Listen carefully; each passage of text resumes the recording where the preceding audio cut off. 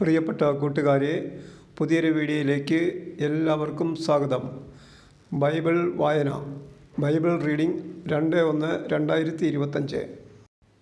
വിശുദ്ധ മത്തായിയുടെ സുവിശേഷം 2-ാം അധ്യായമാണ് ഇന്ന് വായിക്കുന്നത്. 28 അധ്യായമുള്ള വിശുദ്ധ മത്തായിയുടെ സുവിശേഷം ഇന്നലെ മുതൽ വായിച്ചു തുടങ്ങി. ജനുവരി മാസം കൊണ്ട് ഈ വായന പൂർത്തിയാകും എന്ന് പ്രതീക്ഷിക്കുന്നു. ഇന്ന് 2/1/2025. ഇന്ന് വായിക്കുന്നത് 2-ാം അധ്യായം. മത്തായി അധ്യായം 2. ജ്ഞാനികളുടെ സന്ദർശനം.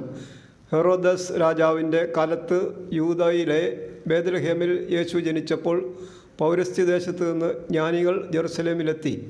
അവർ അന്വേഷിച്ചു, എവിടെയാണോ യഹൂദന്മാരുടെ രാജാവായി ജനിച്ചവൻ? ഞങ്ങൾക്ക് കിഴക്ക് അവൻ്റെ നക്ഷത്രം കണ്ട് അവനെ ആരാധിക്കാൻ വന്നിരിക്കുകയാണ്. ഇത് കേട്ട് ഹെറോദസ് രാജാവ് അസ്വസ്ഥനായി. അവനോടൊപ്പം ജെറുസലേം മുഴുവനും. അവൻ പ്രധാന പുരോഹിതന്മാരെയും ജനത്തിൻ്റെ ഇടയിലെ നിയമജ്ഞരെയും വിളിച്ചുകൂട്ടി ക്രിസ്തു എവിടെയാണ് ജനിക്കുന്നതെന്ന് ചോദിച്ചു. അവർ പറഞ്ഞു, യൂദയായിലെ ബേത്ലഹേമിൽ.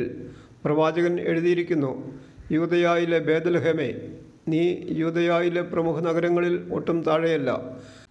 എൻ്റെ ജനമായ ഇസ്രായേലിനെ നയിക്കാനുള്ളവൻ നിന്നിൽ നിന്നാണ് ഉത്ഭവിക്കുക.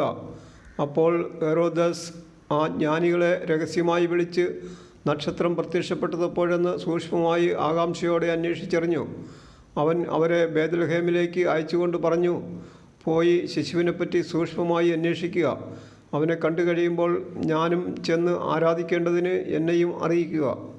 രാജാവ് പറഞ്ഞത് കേട്ടിട്ട് അവർ പുറപ്പെട്ടു. കിഴക്ക് കണ്ട നക്ഷത്രം അവർക്ക് മുമ്പേ നീങ്ങിക്കൊണ്ടിരുന്നു.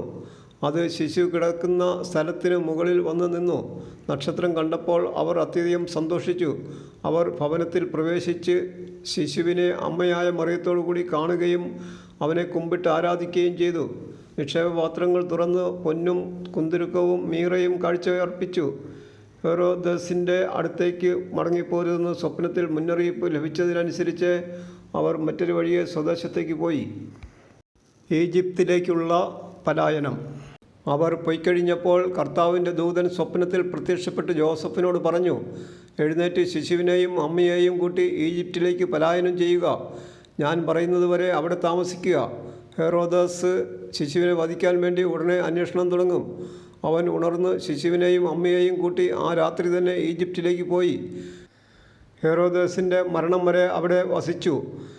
ഈജിപ്തിൽ നിന്ന് ഞാൻ എൻ്റെ പുത്രനെ വിളിച്ചു എന്ന് പ്രവാചകനിലൂടെ കർത്താവ് അരുളി ചെയ്തത് പൂർത്തിയാകാനാണ് ഇത് സംഭവിച്ചത്. ജ്ഞാനികൾ തന്നെ കബളിപ്പിച്ചെന്ന് മനസ്സിലാക്കിയ ഹെറോദസ് രോഷാകുലനായി. അവരിൽ നിന്ന് മനസ്സിലാക്കിയ സമയമനുസരിച്ച് അവൻ ബേത്ലഹേമിലെയും സമീപ പ്രദേശങ്ങളിലെയും 2 അതിൽ താഴെയും വയസ്സുള്ള എല്ലാ ആൺകുട്ടികളെയും ആളയച്ച് വധിച്ചു. ഇങ്ങനെ യെരമിയ പ്രവാചകൻ വഴി അരുളി ചെയ്യപ്പെട്ടത് പൂർത്തിയായി. റാമായിൽ ഒരു സ്വരം, വലിയ കരച്ചിലും മുറവിളിയും. റാഹേൽ സന്താനങ്ങളെക്കുറിച്ച് കരയുന്നു. അവളെ സ്വാതന്ത്ര്യപ്പെടുത്തുക അസാധ്യം, എന്തെന്നാൽ അവൾക്ക് സന്താനങ്ങൾ നഷ്ടപ്പെട്ടിരിക്കുന്നു. തിരിച്ചു വരവേ. ഹെറോദേസിൻ്റെ മരണത്തിന് ശേഷം ഈജിപ്തിൽ വെച്ച് കർത്താവിൻ്റെ ദൂതൻ ജോസഫിന് സ്വപ്നത്തിൽ പ്രത്യക്ഷപ്പെട്ട് പറഞ്ഞു, എഴുന്നേറ്റ് ശിശുവിനെയും അമ്മയെയും കൂട്ടി ഇസ്രായേൽ ദേശത്തേക്ക് മടങ്ങുക. ശിശുവിനെ വധിക്കാൻ ശ്രമിച്ചവർ മരിച്ചു കഴിഞ്ഞു. അവൻ എഴുന്നേറ്റ് ശിശുവിനെയും അമ്മയെയും കൂട്ടി ഇസ്രായേൽ ദേശത്തേക്ക് പുറപ്പെട്ടു. മകൻ അർക്കലാവോസാണ് പിതാവായ ഹെറോദേസിൻ്റെ സ്ഥാനത്ത് യൂദയായിൽ ഭരിക്കുന്നതെന്ന് കേട്ടപ്പോൾ അവിടേക്ക് പോകാൻ ജോസഫിന് ഭയമായി. സ്വപ്നത്തിൽ ലഭിച്ച മുന്നറിയിപ്പനുസരിച്ച് അവൻ ഗലീലി പ്രദേശത്തേക്ക് പോയി. അവൻ നസ്രായൻ എന്ന് വിളിക്കപ്പെടും എന്ന് പ്രവാചകൻ വഴി അരുളി ചെയ്യപ്പെട്ടത് നിവൃത്തിയാകുവാൻ നസ്രത്ത് എന്ന പട്ടണത്തിൽ അവൻ ചെന്ന് പാർത്തു. വിശുദ്ധ മത്തായിയുടെ സുവിശേഷം 2-ാം അധ്യായം പൂർണ്ണമായി. 28 അധ്യായങ്ങളുള്ള ഈ സുവിശേഷം മുഴുവൻ വായിക്കാൻ കൃപ തരണമേ എന്ന് ദൈവത്തോട് പ്രാർത്ഥിക്കുന്നു.